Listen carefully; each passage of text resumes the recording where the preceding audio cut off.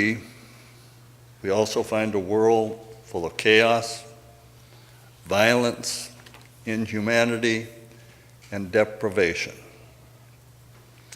How are we, as a thinking people, to find meaning and purpose in our lives?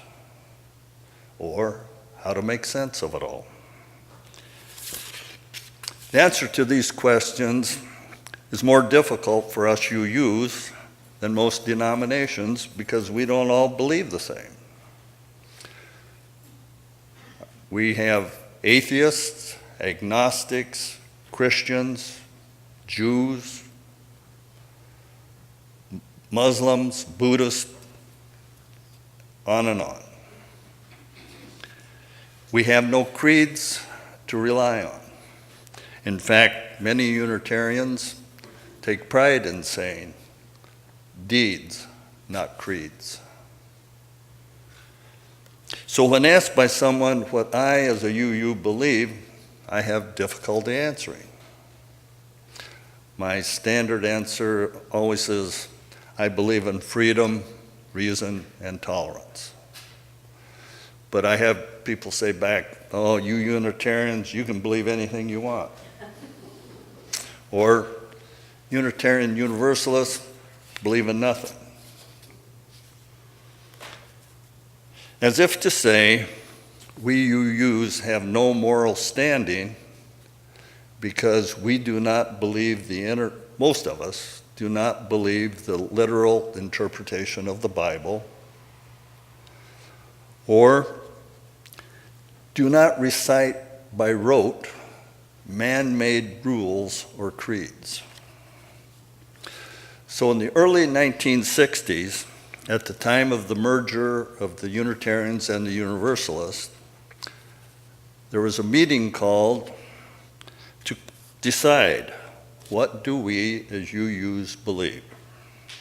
And after much heated discussion and controversy, a semi-agreement was reached in 1961, and 6 principles were established for the Unitarian Universalist Association.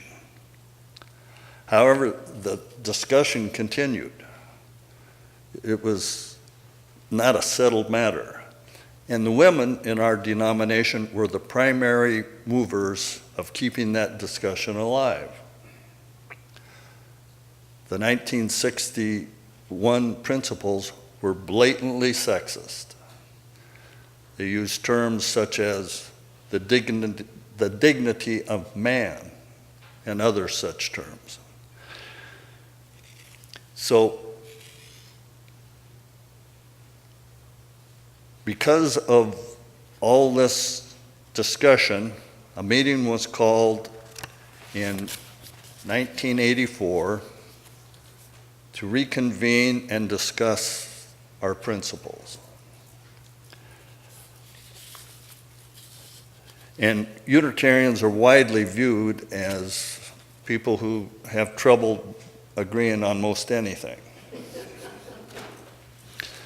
Thus, it's a source of amazement that those 1984 7 principles were adopted virtually unanimously, and they remain almost intact to this day. There's very little change. And to a remarkable extent, our principles have been woven into the fabric of our UU life.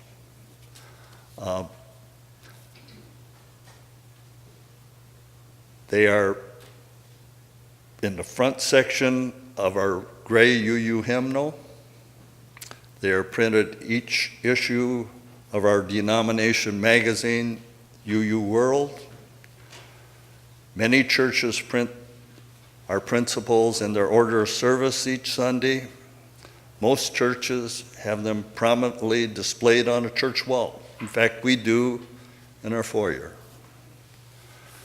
The denomination uses our principles to determine monetary grants, or putting our money where our faith is.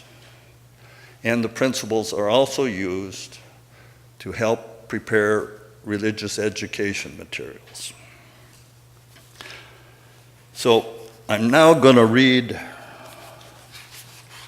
and it looks long, but it's not so long. I'm going to read the 7 principles and a little explanation about them. And after the service, you can pick up a copy of these. They're at the end pew on the aisle. And there's a copy for everybody. And also enclosed with them is a copy of the 1961 principles. And the contrast is amazing. I think it's worth picking them up and looking at just to see the contrast. This look at the 7 principles of Unitarian Universalism, or the foundation of the Unitarian Universalist Association, is written by Catherine Beyer. And you will notice that the author wrote these words to explain Unitarian Universalism to non-UUs. But I think they are also relevant to us. So now I will read. Unitarian Universalism is a highly individualistic religion with no dogma concerning the spiritual nature of the world. As such, different UUs can have radically different ideas concerning the nature of the divine or its absence, as well as ethical decisions. As varied as the beliefs are, there are 7 principles which members of the UU religious community agree upon. These are the foundations of the organization and which they promote. And number 1, the inherent worth and dignity of every person. Unitarian Universalism is a high humanist system of thought, and it emphasizes the inherent worth of all people rather than the inherent flaws in humanity. This belief leads many UUs to not only take care of their own spiritual health, but to care for other people as well. And this leads to the 2nd principle: justice, equity, and compassion in human relations. Unitarian Universalists do not have a specific list of laws or behavior to follow. They are encouraged to personally consider the nature of ethical choices rather than adhere to strict doctrine.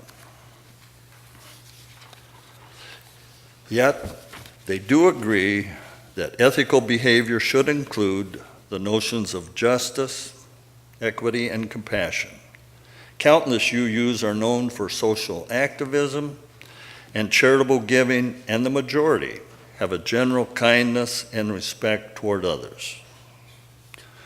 Number 3, acceptance of one another and encouragement to spiritual growth. UUs are very non-judgmental, most of them. A UU gathering might easily include atheists, monotheists, polytheists, and this diversity is to be tolerated and encouraged. Spirituality is a highly complex and subjective topic to UUs, which can lead to multiple conclusions. UUs are also encouraged to learn from this diversity as they develop their own personal ideas of spirituality. And number 4 is a free and responsible search for truth and meaning. UUs focus on their own personal spiritual development and understanding rather than being concerned about everyone reaching a consensus. Every person has the right to their own spiritual seeking. This principle also refers to the respect for everyone's personal belief. It is not important to think that you are right, but to accept that every person is free to consider their own truths regarding faith. And number 5 is the right of conscience and use of the democratic process. Unitarian Universalist egalitarian outlook lends itself to the promotion of democratic organization. As a second ethical statement, UUs also endorse action based upon one's own conscience. This understanding is closely related to the respect which UUs show each individual person, both in and out of the UU community. It places value on each person as an equal, in that everyone has a connection to the sacred, and through that, a trust is developed. And number 6, the goal, a world community with peace, liberty, and justice for all. The notion of inherent human worth lends itself to an emphasis on world community and the allowance of basic rights for all members. It is very optimistic, but one that UUs hold dear. Many UUs admit that this, at times, is one of the most challenging principles.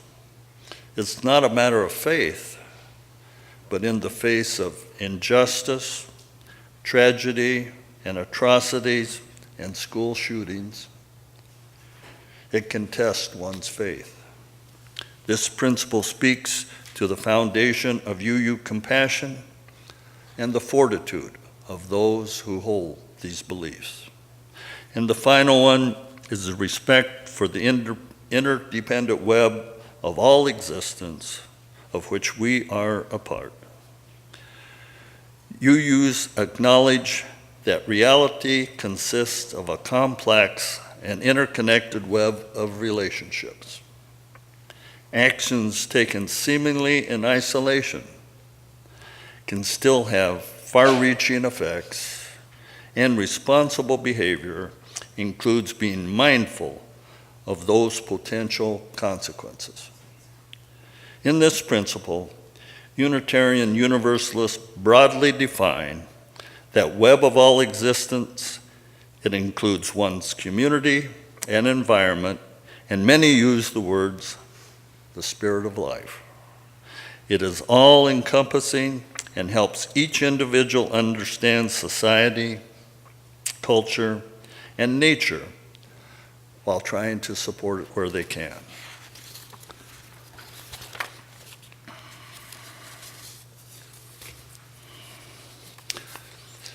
After reviewing and researching this material, I have a new appreciation for our denomination and our church community. In my opinion, our principles are proactive, not restrictive. And they're inclusive, not exclusive. They're positive, not negative. There are no shout-nots. They are uplifting because they encourage world community, and they provide the freedom for each of us to choose our own path. But my research also shows that just reading the words or talking about them should not be our goal. We also need to walk the walk. William Ellery Channing in 1819 told the newly ordained minister, "You will remember that good practice is the goal of preaching, and will labor to make your congregation holy livers rather than skillful disputants." In other words, the goal is holy living, not simply a platform of clever words. Or as my Christian hero, St. Francis of Assisi said, "Preach the gospel at all times. If necessary, use words."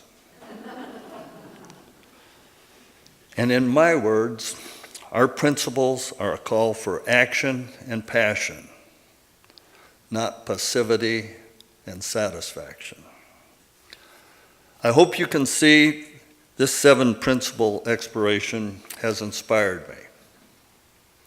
I think I have discovered improbable insights about my family, my youth, my life that make our 7 principles more meaningful. And I invite you to come to church Sunday, March 4th, when I will share some of my personal story of rising from the depths of childhood poverty and abuse to a person who I hope is an active and productive Unitarian Universalist. May our 7 principles strengthen and inspire all who gather here in this loving community and help make us, in the words of William Ellery Channing, holy livers.